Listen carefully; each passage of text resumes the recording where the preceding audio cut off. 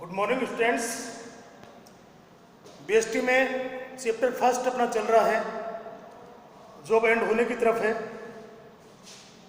आज बात करते हैं व्यवसाय प्रारंभ करते समय किन किन बातों को ध्यान में रखना चाहिए। कौन कौन सी ऐसी बात हैं जिनको व्यवसाय प्रारंभ करते समय ध्यान में रखना चाहिए, जिन पर विचार करना चाहिए।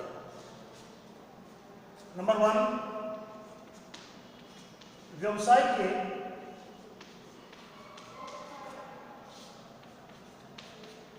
स्वरूप का चयन।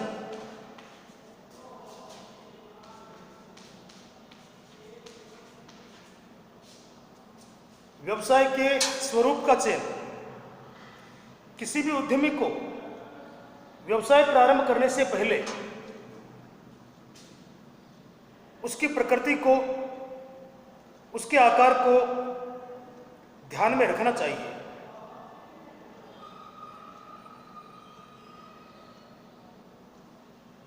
और यह निर्णय लेते समय बाजार की परिस्थितियों को भी ध्यान में रखना चाहिए। किस प्रकार का व्यवसाय करना है, उसके चुनाव पर ध्यान देना चाहिए, क्योंकि व्यवसाय के चुनाव पर ही लाभ की मात्रा निर्भर करती है। दूसरा देखिए, फर्म का आकार।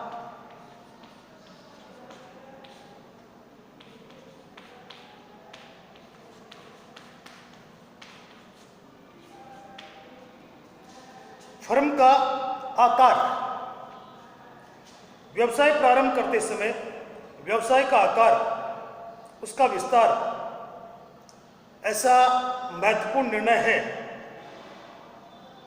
जिसका पूरा ध्यान रखना चाहिए। व्यवसाय का आकार कितना बड़ा हो, उसका विस्तार कितना हो, तो इस बात को भी व्यवसाय प्रारंभ करते समय ध्यान में रखना चाहिए। यदि उद्यमी को विश्वास हो कि उसके उत्पाद की मांग बाजार में अच्छी होगी, तो ऐसे व्यवसाय के लिए आवश्यक पूंजी की व्यवस्था कर सकता है और बड़े पैमाने पर व्यवसाय प्रारंभ कर सकता है। लेकिन यदि बाजार की दशा अनिश्चित है और जोखिम अधिक है, तो फिर छोटे आकार के व्यवसाय का चुनाव करना चाहिए। अगर बाजार की दशा अनुकूल है तो बड़े आकार का व्यवसाय स्थापित किया जा सकता है, लेकिन अगर बाजार की दशा विपरीत है, अनुकूल नहीं है, प्रतिकूल है, तो ऐसी स्थिति में छोटे आकार के व्यवसाय पर विचार करना चाहिए। नेक्स्ट देखिए, स्वामित्व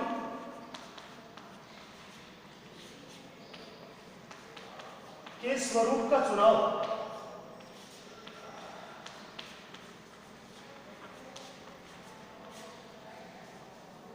किस प्रकार का व्यवसाय प्रारंभ किया जाए? एकल व्यवसाय, पार्टनरशिप, साझेदारी, कंपनी, इनमें से किस व्यवसाय को प्रारंभ किया जाए? तो स्वामित्व के संबंध में संगठन का रूप एकाकी व्यापार, साझेदारी या कंपनी के रूप में हो सकता है। उपयुक्त स्वरूप का चुनाव पूंजी की आवश्यकता, स्वामियों का दायित्व, हित हस्तांतरण, व्यवसाय की निरंतरता आदि पर निर्भर करता है। तो व्यवसाय प्रारंभ करते समय किस प्रकार का, किस स्वामित्व का व्यवसाय प्रारंभ करना है, इस बात को भी ध्यान में रखना चाहिए।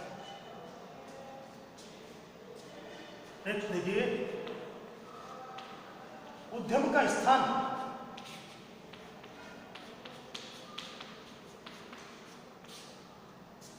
किस स्थान पर उद्यम या व्यवसाय प्रारंभ किया जाए, इस बात को भी ध्यान में रखना चाहिए।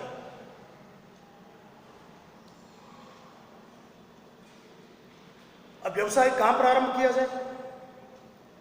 जहां कच्चा माल आसानी से मिल जाए, जहां बिजली की आपूर्ति होती हो, जहां श्रमिक आसानी से मिल जाए, यातायात के अच्छे साधन हों, संप्रेषण की अच्छी सुविधाएं हों, बैंकिंग, भंडारण आदि सुविधाएं मौजूद हों, तो ऐसे स्थान पर अपना उद्यम स्थापित करना चाहिए।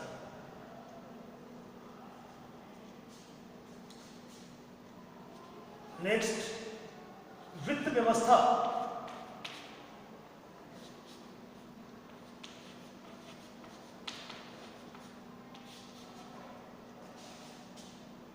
वित्त की व्यवस्था। व्यक्ति या तो अपनी पूंजी से व्यवसाय प्रारंभ कर सकता है, लेकिन बहुत कम व्यक्तियों के पास में अपनी पूंजी होती है, तो व्यवस्था उसके लिए कहीं और से करनी पड़ती है।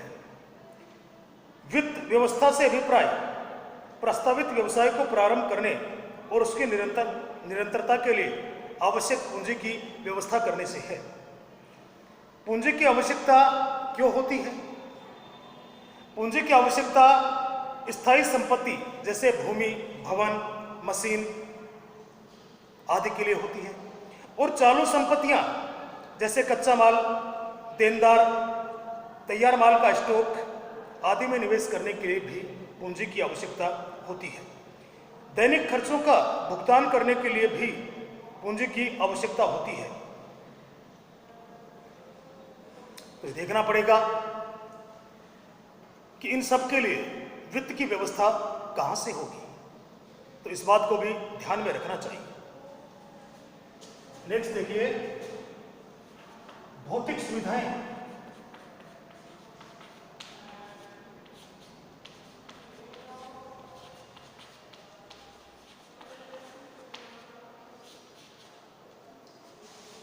भौतिक सुविधाएं। व्यवसाय प्रारंभ करते समय भौतिक सुविधाओं को या उसकी उपलब्धि को भी ध्यान में रखना चाहिए। मशीन, भौतिक सुविधा में क्या है? मशीन,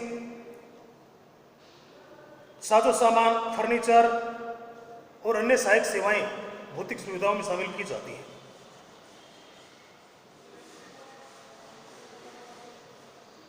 तो व्यवसाय प्रारंभ करते समय इन भौतिक सुविधाओं को भी ध्यान में रखना चाहिए। नेक्स्ट देखिए, संयंत्र अभिन्यास।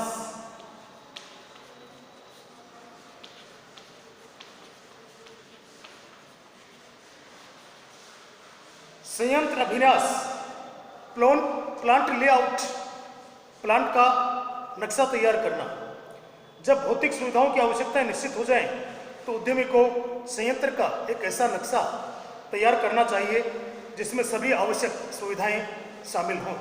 सभी आवश्यक सुविधाएं जिसमें मिल जाएं, एक इस प्रकार का लेआउट तैयार करना चाहिए। अभिन्यास के आशय प्रत्येक उस वस्तु की व्यवस्था करने से है जो किसी उत्पाद के निर्माण के लिए आवश्यक है, जैसे मशीन, कच्चा माल, मानव आदि। तो ये सभी व्यवस्थाएं उद्यमी के पास होनी चाहिए। व्यवसाय प्रारंभ करने से पहले इन पर भी विचार करना चाहिए।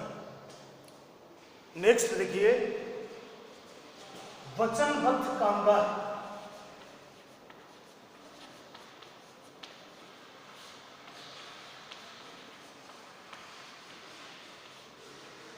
कामगार मतलब काम करने वाले लोग, श्रमिक, प्रबंधक।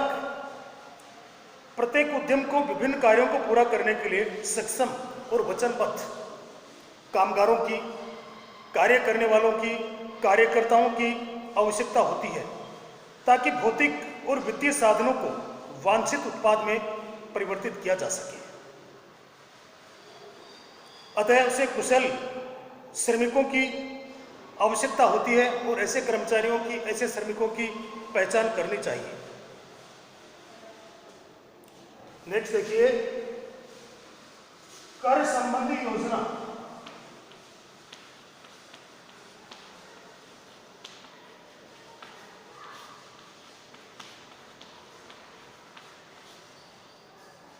कर संबंधी योजना। आजकल कर संबंधी योजना एक आवश्यक कार्य बन गया है, क्योंकि विविध कानून व्यवसाय की कार्यविधि के प्रत्येक पहलू को प्रभावित करते हैं। करों के लिए कई कानून बनाए गए हैं, तो कानून व्यवसाय को प्रभावित करते हैं। उस कानून में रहकर किसी भी व्यवसायी को अपने दायित्व पूरे करने चाहिए।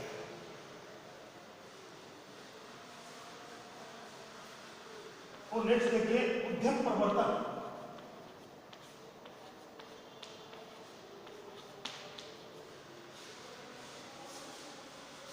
उद्यम प्रवर्तन इन घटकों के बारे में, जो भी ऊपर घटक पड़े हैं, इन घटकों के बारे में निर्णय लेने के पश्चात एक उद्यम के वास्तविक प्रवर्तन के लिए कार्यवाही कर सकता है। इन सब चीजों का निर्णय लेने के बाद में कोई भी उद्यमी अपने उद्यम को वास्तविक रूप प्रदान करने की कार्यवाही प्रारंभ कर सकता है। इसका तात्पर्य विभिन्न संसाधनों को गतिशीलता प्रदान करना और आवश्यक कानूनी औपचारिकताओं की पूर्ति कर उत्पादन की प्रक्रिया प्रारंभ करने से है। तो व्यवसाय प्रारंभ करते समय इन सब घटकों को ध्यान में रखना चाहिए। आज आपका बच्चों ये फर्स्ट चैप्टर समाप्त होता है, फर्स्ट चैप्टर पूरा होता है।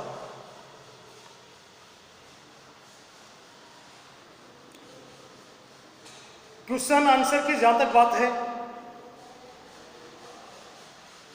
लघु उत्तरीय प्रश्न, शॉर्ट टाइप क्वेश्चन आपको सभी करने हैं,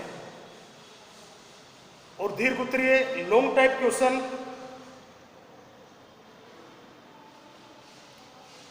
फर्स्ट, सेकंड,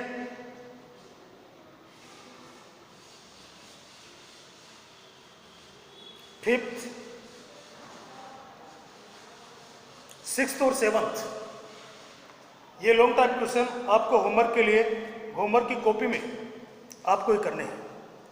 कल अगली क्लास में चर्चा करेंगे हम सेकंड चैप्टर के बारे में। Okay, thanks.